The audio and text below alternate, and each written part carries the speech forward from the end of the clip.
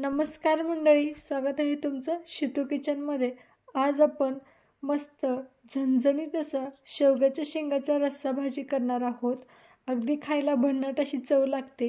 गरमागरम भाकरीसोबत चुरून खायला मात्र अगदी जबरदस्त लागते। चला तर मग बघूयात। त्यासाठी लागणारं साहित्य बघूयात। 8 ते 9 लसणाच्या पाकळ्या, 1 इंच अद्रक घेतलेली आहे, एक मोठ्या आकाराचा कांदा आपण उभा चिरून घेतलेला आहे। त्यानंतर मीडियम आकाराचा टोमॅटो आपण घेतलेला आहे उभा चिरून। त्यानंतर अर्धी वाटी खोबऱ्याचे काप घेतलेले आहेत, थोडीशी कोथिंबीरचे देठ घेतलेले आहेत, 1 चमचा तीळ आणि 1 पाव चमचा खसखस घेतलेली आहे। ही पूर्णपणे ऑप्शनल आहे, तुम्ही नाही वापरलं तरी सुद्धा चालेल, तरी सुद्धा आपली भाजी छान झणझणीतच होणार आहे। त्यासाठी आता आपण सुरुवातीला खसखस आणि तीळ भाजून घेऊयात। जास्त भाजायचे नाहीत, भाजायलाही जास्त वेळ लागत नाही। त्यानंतर खोबरं भाजून घेऊयात। खोबरं भाजताना थोडंसं तेल टाकून भाजायचं आहे। खोबरं सुद्धा आपल्याला छान खरपूस असं भाजून घ्यायचं आहे। गॅस आपल्याला अगदी बारीकच ठेवायचा आहे, बारीक गॅसवरच छान भाजून घ्यायचं आहे। खोबरं भाजलेलं आहे, काढून घेऊयात। आता आपण कांदा भाजून घेऊयात। कांदा भाजताना सुद्धा थोडंसं तेल टाकून कांदा भाजायचा आहे। कांदा सुद्धा आपल्याला चांगला सोनेरी रंगापर्यंत भाजायचा आहे। कांदा सुद्धा भाजलेला आहे, आता आपण काढून घेऊयात। आता आपल्याला वाटण करायचं आहे।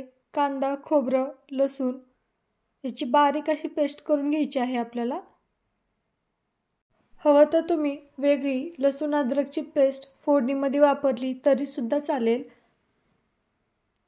सगळं वाटण आपल्याला बारीक अगदी वाटून घ्यायचं आहे, अगदी बारीक पेस्ट करायची आहे याची। सुरुवातीला पाणी न टाकता वाटायचं आणि नंतर थोडंसं पाणी टाकून आपल्याला बारीक अशी पेस्ट करून घ्यायची आहे। बघू शकता, बारीक असं वाटून घेतलेलं आहे। शेंगा आपण कट करून घेतलेल्या आहेत। शेंगाच्या वरच्या साली सगळ्या काढून न टाकता फक्त आपल्याला निब्बर वरच्या साली काढून टाकायच्या आहेत आणि जास्तीच्या साली आपल्याला ह्याच्यावरच्या काढायच्या नाहीत। आणि अशा प्रकारे आपल्याला चिरून घ्यायचे आहेत। आता आपण भाजीला फोडणी द्यायला घेऊयात। मोठे 2 चमचे आपण इथं तेल घेतलेलं आहे, जिरे मोहरी घातलेली आहे। जिरे मोहरी चांगली फुलली की त्यामध्ये आपल्याला वाटून घेतलेलं वाटण टाकायचं आहे। गॅस आपल्याला अगदी बारीक ठेवायचा आहे आणि वाटण सुद्धा चांगलं तेल सुटेपर्यंत भाजून घ्यायचं। एकदम बारीक गॅसवरच आपल्याला हे वाटण चांगलं भाजून घ्यायचं आहे। चांगलं तेल सुटेपर्यंत आपण हे भाजून घेतलेलं आहे, बघू शकता। आता आपण याच्यामध्ये काही सुके मसाले घालूयात। पाव चमचा हळद, त्यानंतर 2 चमचे घरचा काळा मसाला घातलेला आहे। तुम्ही कुठलाही साठवणीचा मसाला घालू शकता। त्यानंतर 1 चमचा काश्मीरी लाल मिरची पावडर घातलेली आहे, पाव चमचा धना पावडर आणि चवीनुसार मीठ घातलेलं आहे। सगळे मसाले आपल्याला छान परतून घ्यायचे आहेत 1 मिनिट। त्यानंतर थोडंसं पाणी घालूयात, म्हणजे आपले मसाले जळणार नाहीत। परत एकदा छान मिक्स करून घेऊ, 1 मिनिटासाठी परतून घेऊयात मसाले। थोडीशी कोथिंबीर घालायची आहे आणि आपण चिरून घेतलेल्या शेंगा घालायच्या आहेत त्याच्यामध्ये लगेच। शेंगा आपल्याला 1-2 मिनिट छान असं मसाल्यामध्ये परतून घ्यायचे आहेत। गॅस आपल्याला कुठेही फुल करायचा नाही, बारीक गॅसवरच चांगल्या शेंगा आपल्याला मसाल्यामध्ये परतून घ्यायच्या आहेत। 1-2 मिनिटानंतर याच्यामध्ये आपल्याला कोमट पाणी घालायचं आहे रश्श्यासाठी। थंड पाणी अजिबात वापरायचं नाही, रश्श्यासाठी आपल्याला कोमट पाणीच वापरायचं आहे। परत एकदा छान असं मिक्स करून घ्यायचं आहे। बघू शकता, एवढीशी पातळ ठेवलेली आहे मी। शिजल्यानंतर आणखी ते घट्ट होते। आता एकदम बारीक गॅसवर आपल्याला ही भाजी छान अशी शिजवून घ्यायची आहे।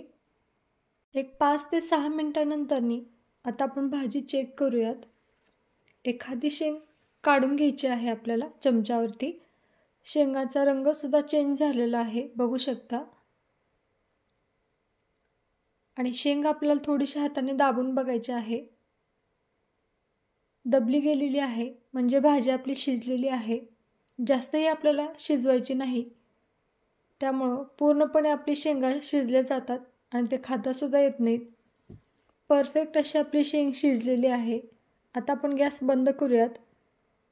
गॅस बंद केलेला आहे आपण आता. बघू शकता मस्त झणझणीत अशी तर्री आलेली आहे. आणि अशा पद्धतीने भाजी केल्यामुळं शेंगाचा पूर्णपणे अर्क रश्श्यामध्ये उतरला जातो आणि रश्श्याला अप्रतिम अशी चव येते. गरमागरम भाकरीसोबत गरमागरम ही भाजी चुरून खायला अगदी जबरदस्त लागते. तर मंडळी, तुम्हीसुद्धा शेवग्याच्या शेंगाची रस्सा भाजी अशा पद्धतीने एकदा नक्की ट्राय करा. रेसिपी आवडली असेल तर नक्की लाईक करा, शेअर करा आणि सगळ्यात महत्त्वाचं शितू किचन चॅनलला सबस्क्राईब करायला मात्र अजिबात विसरू नका. शेवटपर्यंत पाहिल्याबद्दल तुम्हा सर्वांचे खूप खूप धन्यवाद.